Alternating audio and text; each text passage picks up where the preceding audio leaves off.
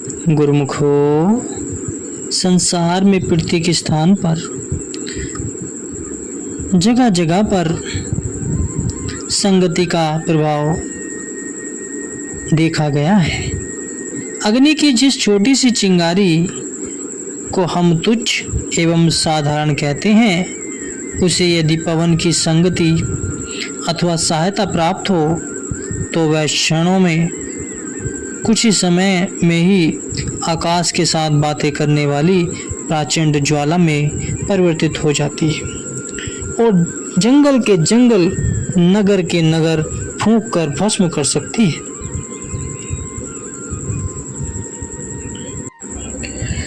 शूद्र धूलि मिट्टी जो पैरों तले रौंदी जाती है, यदि वह वायु का संग प्राप्त कर ले तो उसे पंख लग जाते हैं और आकाश को छूने लगती है। वर्षा की निर्मल बूंद जो आकाश से उतरती है, भूमि पर आकाश धूलि की संगति के प्रभाव से वह कीचड़ बन जाती है तथा सबके पैरों तले रौंदी जाती है। वह आकाश से उतरकर नीच संगति में पड़ी और नीच बन गई। परंतु वही बूंद जो कीचड़ का रूप धारण कर गई है, जब सूर्य की किरणों की संगति को प्राप्त करती है तो उस ताप को पाकर वाष्प में परिवर्तन होकर पुनः आकाश पर जा चढ़ती है।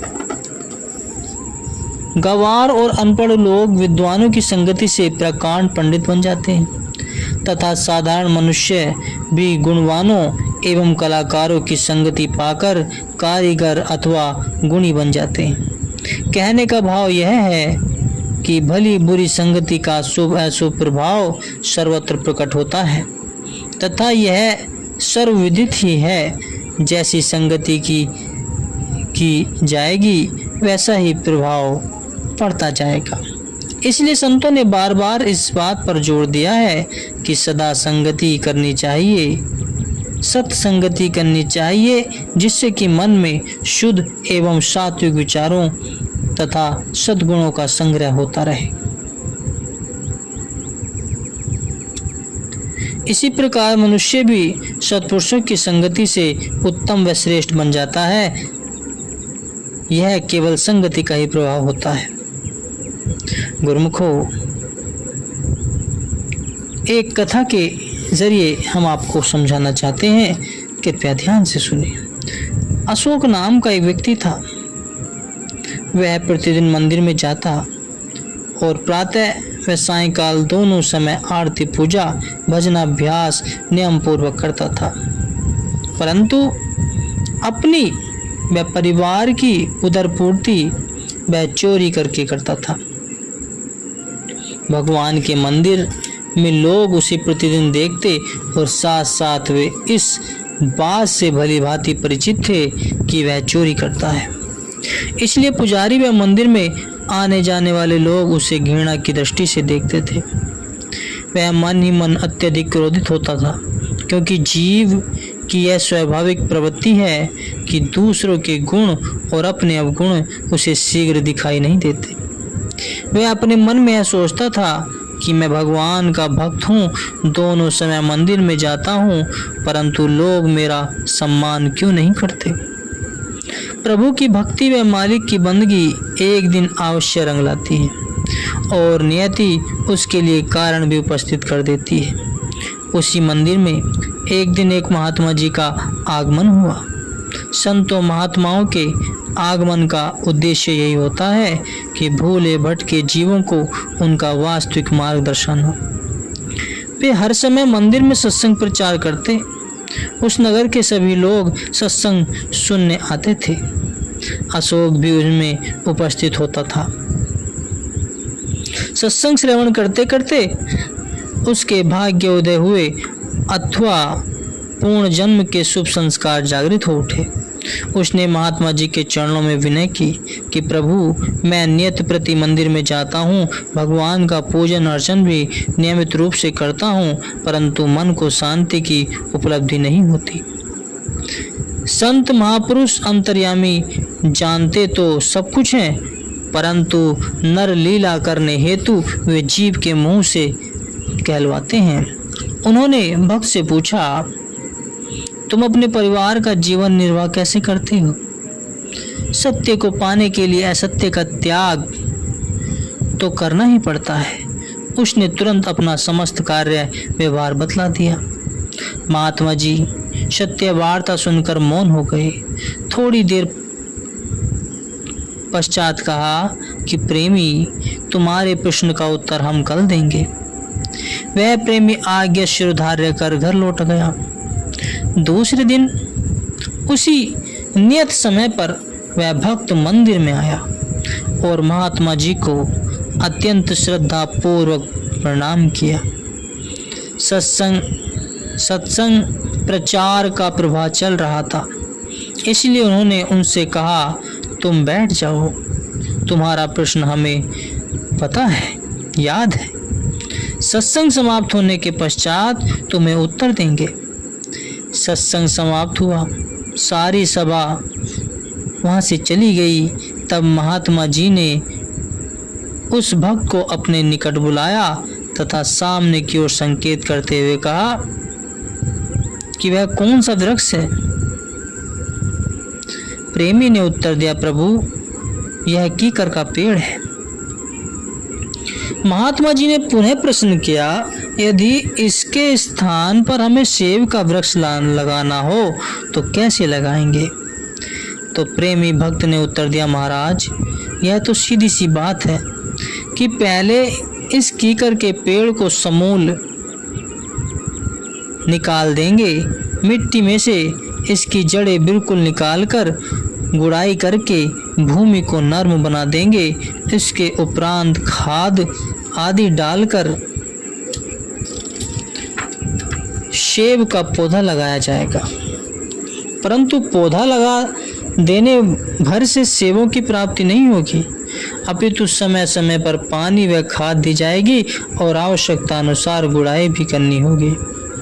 तब कहीं जाकर उसमें फूल लगने आरंभ होंगे। पौधा बड़ा होने तथा फल लगने के पश्चात उसकी निगरानी करनी भी अनिवार्य है, नहीं तो पशु पक्षी उसे नष्ट कर देंगे। पशुओं से सुरक्षित रखने के लिए, बाढ़ और पक्षियों से बचाने के लिए पहरा देना भी आवश्यक हो जाता है। इतनी सेवा करने के बाद ही सेब प्राप्त हो सकते हैं। महात्मा जी उस प्रेमी की बात सुनकर मुस्कुराए और कहा, इसी प्रकार तुम भी अपने दुष्कर्मों अथवा बुरे संस्कारों का परित्याग करके भक्ति रूपी पौधा लगाओ। संतों के वचनों तथा सत्संग से कलुषित विचारों की गुड़ाई करो। सत्संग द्वारा ही इस भक्ति के पौधे को पानी व खाद की प्राप्ति होगी। जब जीव तनिक भक्ति के मार्ग में पग आगे बढ़ाने लगता है कि मन चिंतातुर होने लगता है, उसे भय होने लगता है कि बस अब मेरा आधिपत्य समाप्त हो रहा है। इसलिए वह अपनी सेना काम, क्रोध, मोह, लोभ, अहंकार आदि को संघर्ष करने के लिए उत्तेजित करता है। परंतु उस समय सद्गुरु के नाम व उसके वचनों द्वारा उन्हें पराजित करना है। यह सब तभी होगा जब निरंतर सत उपदेशों का पालन करोगे। अशोक ने कहा कि महाराज, वस्तुतः चोरी करना एक निंद कर्म है तथा सत्य विचारों द्वारा मनोकामनाओं को बदलकर जीवन के ध्येय को पाना भी मनुष्य का कर्तव्य है। यही आपके प्रवचनों से मुझे ज्ञान हुआ है। परंतु व्यवसाय के बिना शारीरिक पोषण कैसे होगा? महात्मा जी ने उत्तर दिया, शारीरिक पोषण तो अन्य व्यवसायों से भी हो सकता है। क्या सारा संसार भरण पोषण नहीं कर रहा? तुम भी कोई दूसरा व्यवसाय खोज लो। पुरुषार्थ से सब कार्य सिद्ध होते हैं। अशोक ने महात्मा जी के वचन अनुसार अपने जीवन को बदल दिया। उसकी बुद्धि निर्मल हो गई और वह सच्चा भक्त बन गया। यह है सुसंगति का फल गुरुमुखो। संतों सत्पुरुषों के सत्संग से ही बुरे और भले कर्मों की निरख परख वाली बुद्धि मिलती है और सत्संग के प्रभाव से ही मनुष्य बुरे कर्मों से मुक्त हो सकता है। परम संत श्री कबीर साहिब जी का वचन है, कंचन भव पारस परसी बाहोरी न लोहा होए, चंदन बास कलास विधि ढाक कहे नहीं कोय। लोहा जब कहीं पारस मणि का स्पर्श पा गया वह सोना ही बन गया। लोहा न कहलाकर सोना ही कहलाने लगा। ऐसे ही चंदन के कानन में यदि राख का वृक्ष हो तो उसके रोम रोम में चंदन की सुगंध ऐसे धस जाती है कि वह ढाक रहता ही नहीं, माल्या का रूप धारण कर लेता है। यह होता है प्रभाव उत्तम प्रकृति के लोगों की संगति का। वे अपने सत्संग के प्रभाव से नीच को भी उच्च बना देते हैं। वही संगति स्तुल्य एवं आचरणीय है, उसी को सत्संग अथवा शुभ संगति कहा जाएगा। जहाँ जाने से सत्य और असत्य की परख पहचान मिले और जीवन के वास्तविक लक्ष्य तथा मान वंचित कर्तव्यों का ज्ञान प्राप्त हो। मानव जीवन अत्यंत दुर्लभ एवं मूल्यवान है। इसे शरीर और इंद्रियों से संबंधित धंधों में ही व्यर्थ खो देना उचित नहीं है। यह मानव शरीर हमें जिस विशेष एवं उत्तम लक्ष्य की सिद्धि के लिए नियमित प्राप्त हुआ है वह तो आत्मविकास तथा भक्ति परमात्मा को प्राप्त करने से ही सिद्ध हो सकता है। इस तथ्य का ज्ञान उस संगति में हो वही सत्य संगति है। मानव प्राय शारीरिक तथा लौकिक भाग ऐश्वर्यों की प्राप्ति को ही जीवन का ध्येय मानकर प्राणपण से उसी में जुटा रहता है, किंतु जीवन का ध्येय यही तो नहीं है, वरन आत्मोन्नति के उच्चतम शिखर पर पहुंचना ही मानव का ध्येय है और होना भी चाहिए। सत्य तो यह है कि इस सत्य का ज्ञान सत्संग के बिना अन्यत्र प्राप्त नहीं हो सकता। बिनु सत्संग विवेक न होई, राम कृपा बिनु सुलभ न सोई।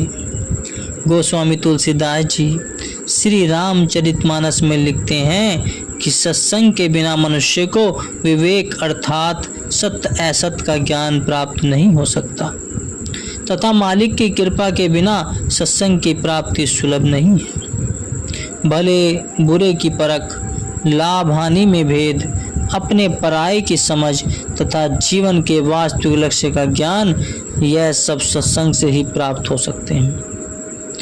विवेक की प्राप्ति का संतों ने सत्संग के बिना अन्य कोई साधन नहीं बताया।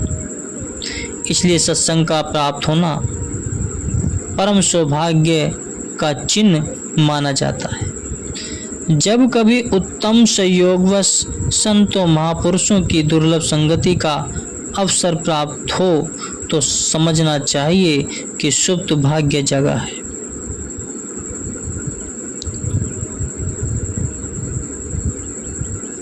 तथा मालिक की विशेष दया हुई है।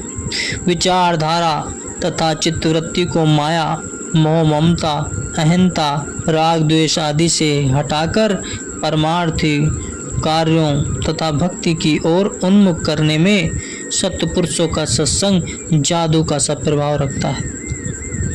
जन्म जन्मांतरों से जीवात्मा गफलत, प्रमाद तथा अज्ञान के जिन आवरणों तले दबी पड़ी है वे आवरण सत्संग द्वारा ही हटाए जा सकते हैं, अन्यथा नहीं।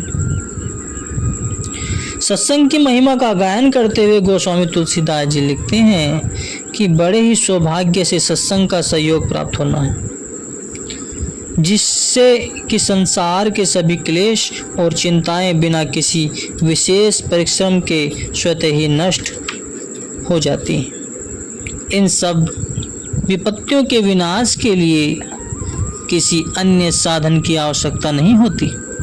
सत्संग ही लाख साधनों का वह साधन है जो चिंता, शोक, क्लेश और अशांति का समूल नाश कर सकता है। सत्संग की महिमा, उसके प्रताप तथा उसके द्वारा होने वाले अलभ्य लाभ का वर्णन तो सभी ग्रंथ शास्त्रों में किया जाता है। तथापि गोस्वामी तुलसीदास जी ने सत्संग के प्रताप का जो विशद वर्णन अपनी अद्वितीय रचना श्री रामचरितमानस में किया है वह नितांत विचारणीय तथा पाठनीय है।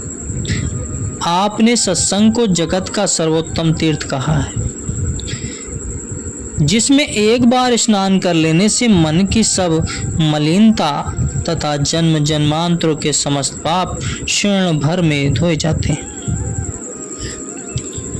इस तीर्थ का विशेषतम गुण यह है कि सर्वसाधारण के लिए प्रत्येक ऋतु तथा प्रत्येक प्रदेश में सर्वथा इस महातीर्थ का स्नान उपलब्ध है, जबकि अन्य तीर्थों की दशा में ऐसा संभव नहीं है। दूसरा विशेष गुण एवं महत्व इस तीर्थ का यह है कि अनन्य तीर्थों के स्नान का फल तो न जाने कब मिलेगा, परंतु सत्संग रूपी तीर्थ में स्नान करने का फल तुरंत प्राप्त होता है।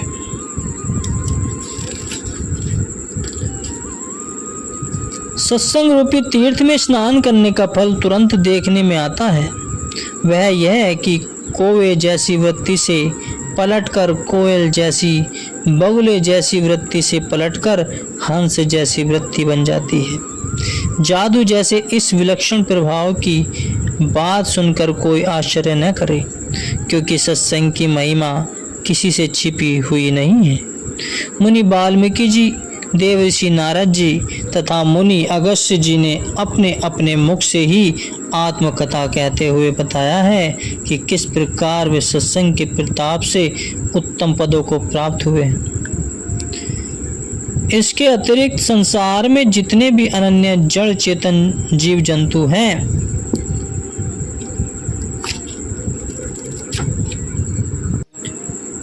चाहे जल में रहने वाले, चाहे थल में बसने वाले तथा चाहे आकाश में उड़ने वाले, उन सब में से जिसने भी जब और जहाँ जिस किसी उपाय से उत्तम बुद्धि, महिमा, प्रतिष्ठा तथा शोभा को प्राप्त किया है, वह सब सत्संग के प्रताप से ही प्राप्त हुआ। जानना चाहिए, क्योंकि लौकिक रीति में तथा वेद मर्यादा अनुसार भी इन सब की प्राप्ति का अन्य कोई साधन नहीं है।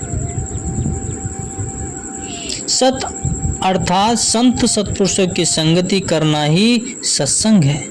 उनमें ही सत्य वस्तु की प्राप्ति होती है एवं मन पर शुभ विचारों का रंग चढ़ता है। समस्त दुर्गुण तथा कुवृत्तियां दूर होती हैं। उनके बदले सद्गुण और सात्विक प्रवृत्तियां मन में घर बनाती हैं। सत्य का संग पाकर मनुष्य नीच से ऊंच, दुराचारी से सदाचारी तथा संसारी से भक्त बन जाता है। गुरुमुखो।